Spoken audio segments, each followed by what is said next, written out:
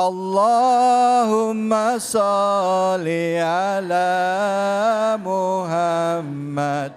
Ya Rabbi sholli wasilah.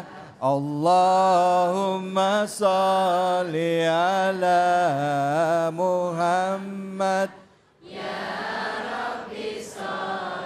Alaihi wasallim. Allahumma sholli ala Muhammad. Ya Rabbi sholli alaihi wasallim. Ya, sallu ala Nabi Muhammad. Alhamdulillah, alhamdulillahirabbil alamin. Detik demi detik kita lalui. Setiap hembus nafas pun kita nikmati.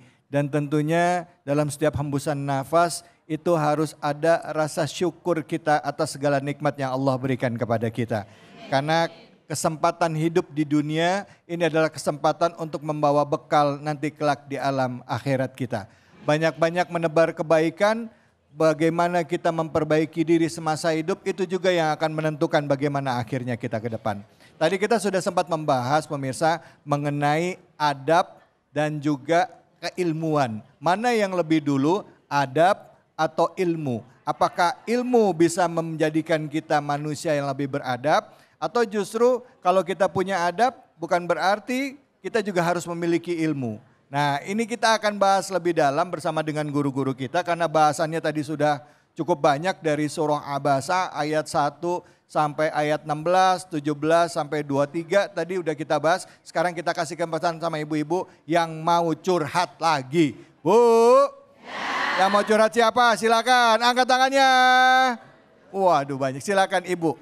Nih nama siapa ibu, curhatannya apa? Mau curhat apa mau nanya nih? Mau curhat, ya Allah. Silakan ibu pertanyaannya. Assalamualaikum warahmatullahi wabarakatuh. Waalaikumsalam warahmatullahi wabarakatuh. Saya dari Majelis Taklim, nama saya Ibu Kustiatun. Saya dari Majelis Taklim Masjid Agung Al-Ikhlas. Ya. Saya mau curhat. Ya Bu. Saya mau curhat Ustadz. Ya. Saya kan punya anak 3. Jadi anak saya itu emang sama saya baik semua ada gitu. Lah yang satu itu kan belum punya ini ngomongan. Yeah. Lah yang kakaknya itu suka ngomong kata gini kata gitu. Terus saya bilang ya nanti namanya belum dikasih dari Allah kata dia ya sabar aja gitu. Terus bagaimana saya menyikapin kakak-kakaknya yang suka bilang begitu dan sama itu tetangga-tetangga. Oh gitu ya.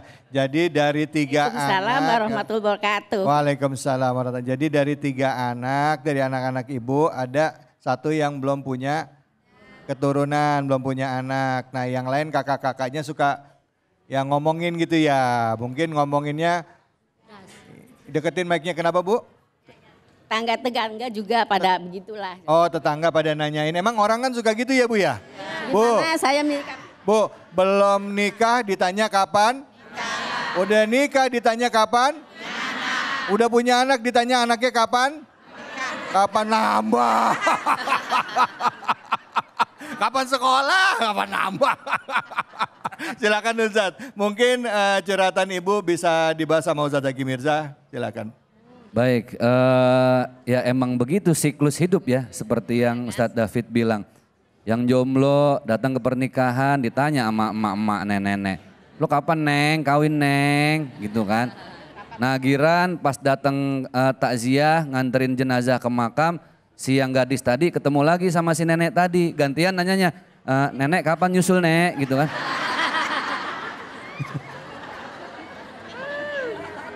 Ya semua kan ada siklusnya ya. Saya yakin kedepankan positive thinking, husnuzon. Kalau kita berpikir itu jadi penyemangat dan doa, kenapa enggak gitu Bu. Kita ini kan dalam hidup ada namanya stimulasi, rangsangan dari luar, sikap orang kepada kita. Tinggal bagaimana respon kita. Kenapa kita terlalu banyak ngurusin orang lain? Karena apa-apa kita pikirin apa kata orang. Akhirnya jadi pusing sendiri, betul nggak? Hidup kalau pusing sendiri nyaman apa enggak? Enggak. Nah, sebagai orang tua, sikap kepada kakak beradik yang saling nanya, ini kapan nih punya momongan apa segala macam. Satu, doain. Banyak doain, doain, doain. Karena begini, kita dalam hidup ini nggak boleh terlalu pede sama doa sendiri. Kita perlu banyak doa dari orang lain. Jadi kalau ada orang yang nanya ke anak ibu yang belum punya anak, jawabannya cuma paling enak atuh, doain. Yang penting sehat, yang penting berkah, panjang umur. Ibu juga jangan nambahin beban ya. Ntar emponya nanya, Neng kapan lu, gue mau punya ponakan baru, nih makin jadi, iya lu kapan punya cucu nih gue, nah makin jadi. Justru harus tenangin, jadi penengah di antara kakak beradik tersebut ya gitu ibu ya. Mudah-mudahan manfaat ya. Ya, Bu, udah kejawab curhatannya ya. Jadi tenangin, jangan nambahin ya. Apalagi ngomporin ya. Silakan, ada yang mau bertanya? Silakan angkat tangannya yang mau bertanya. Ya, mana nih? Ya, silakan. Mana tolong dibantu? Ya, ini. Ya, Ibu. Assalamualaikum warahmatullahi wabarakatuh. Waalaikumsalam warahmatullahi wabarakatuh. Nama saya Ibu Noncin dari Majlis Talim Al Hikmah Pondok Cabe Ilir. Pak Ustadz, saya mau bertanya. Ya. Bagaimana cara Allah menyayangi hambanya dan apakah dengan diberi banyak materi atau dengan cobaan? Terima kasih. Wassalamualaikum warahmatullahi wabarakatuh. Waalaikumsalam warahmatullahi wabarakatuh. Bu, bagaimana cara Allah menunjukkan rasa sayangnya kepada hambanya iya. dengan lebih banyak materi atau banyak cobaan. Atau cobaan. Ya. Nah, kira-kira mana tuh tanda sayangnya Allah? Yang dikasih banyak materi apa banyak cobaan? Silakan Ustaz. Baik, terima kasih Ibu. Ibu siapa tadi? Ibu Noncin. Ya, Ya. Nonzin. Iya. Ibu Noncin. Iya.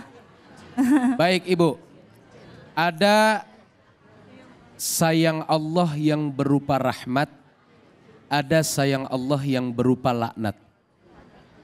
Apa sayang Allah yang berupa rahmat? Diberikan kesehatan, dipakai buat ibadah. Diberikan harta, dia pakai buat sedekah. Diberikan kedudukan, dipakai buat banyak memberikan manfaat untuk orang. Itu sayang Allah yang berupa rahmat. Maka bersyukurlah bagi bapak dan ibu sekalian yang diberikan oleh Allah rasa sayang kepada hambanya berupa kenikmatan, harta, kesehatan, semua itu dilakukan semata-mata untuk mendekatkan diri kita kepada Allah Subhanahu wa taala. Ada yang kedua, ada yang berupa nikmat yang berupa laknat. Apa nikmat yang berupa laknat? Diberikan harta tapi pelitnya naudzubillah. Ada nggak orang yang pelit? Mana di sini orangnya?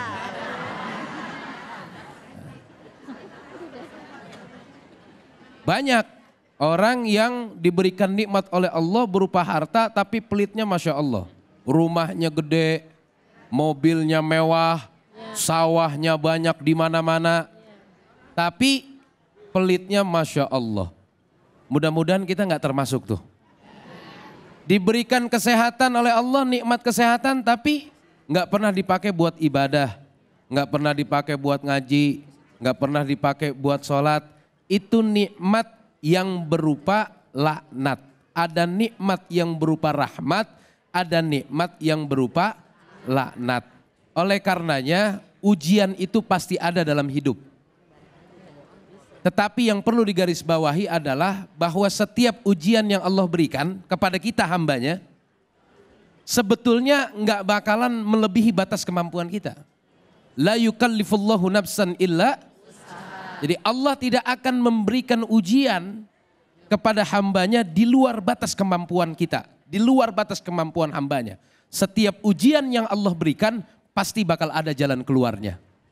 Oleh karenanya Bapak Ibu sekalian, banyaklah kita berdoa kepada Allah Subhanahu wa taala agar ujian yang Allah berikan kepada kita semoga ada jalan keluarnya.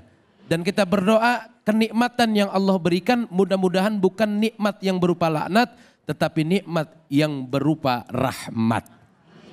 Baik, alhamdulillah Bu. Ya, udah jelas ya Bu ya.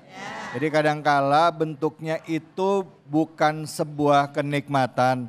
Mungkin perasaan kita kayaknya nggak enak jalaninnya. Tapi itu caranya Allah supaya kita dekat dengan Allah. Ya Bu ya?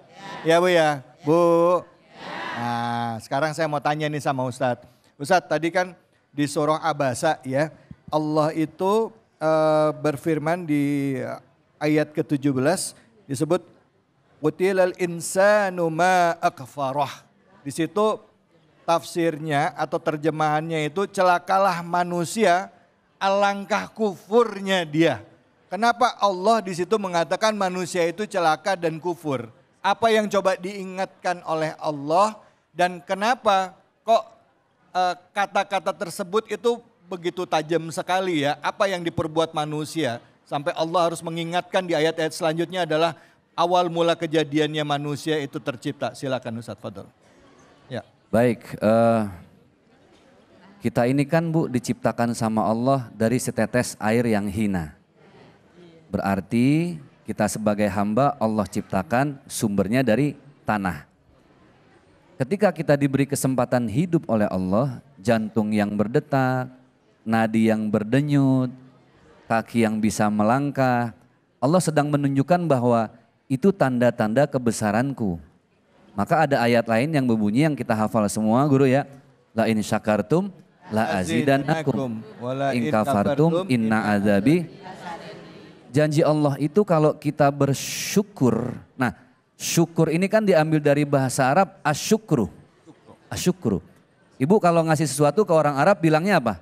Syukron. Coba lihat syukron dengan syukru satu akar kata enggak? Sama. Syukron, syukru. Masuk Indonesia jadi syukur. Jangan tambahin in ujungnya. Syukur. Kan gitu. Berarti orang yang bersyukru adalah orang yang mengucapkan syukron kepada Allah. Dia selalu berterima kasih. Namanya juga terima kasih. Habis nerima jangan lupa ngasih. Jadi orang yang kufur nikmat itu orang yang beliau bilang tadi. Orang yang pelit.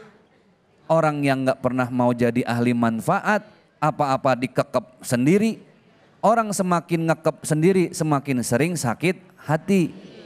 Makanya orang yang kufur itu tidak akan pernah merasa cukup dan berterima kasih. Kufur itu kan artinya ingkar. Berarti dia mengingkari bahwa segala sesuatu titipan dari Allah. Kan semua titipan, betul gak Bu? Betul. Ibu nih kerudungan 350.000 misal. Seragam 3,5 juta. Kaos kaki 5.300. Iya. Lah ada yang dibawa mati apa kagak? Berarti kan semua titipan ya. Ibu pengen lihat nggak orang paling bersyukur siapa? Kalau kata guru kita mah, ulama-ulama kita, no lihat tukang parkir, bersyukur banget. Mobilnya bererot, motornya berjejer. Apa ada dia yang sombong? Ngapa? Nah, bukan punya dia. Kita kufur nikmat, baru dititipin aja udah ngerasa milikin. Ujung-ujungnya modar nggak bawa apa-apa juga, kan begitu. Jadi sebaik-baiknya akhlak kita tetap selalu berterima kasih supaya tidak menjadi apa yang sudah Allah sampaikan kufur dalam salah satu ayat di surat Abasa tadi. Gitu. Baik, alhamdulillah terima kasih banyak Ustadz. Bu, harus pandai bersyukur. Baju baru. Mobil baru. Alhamdulillah.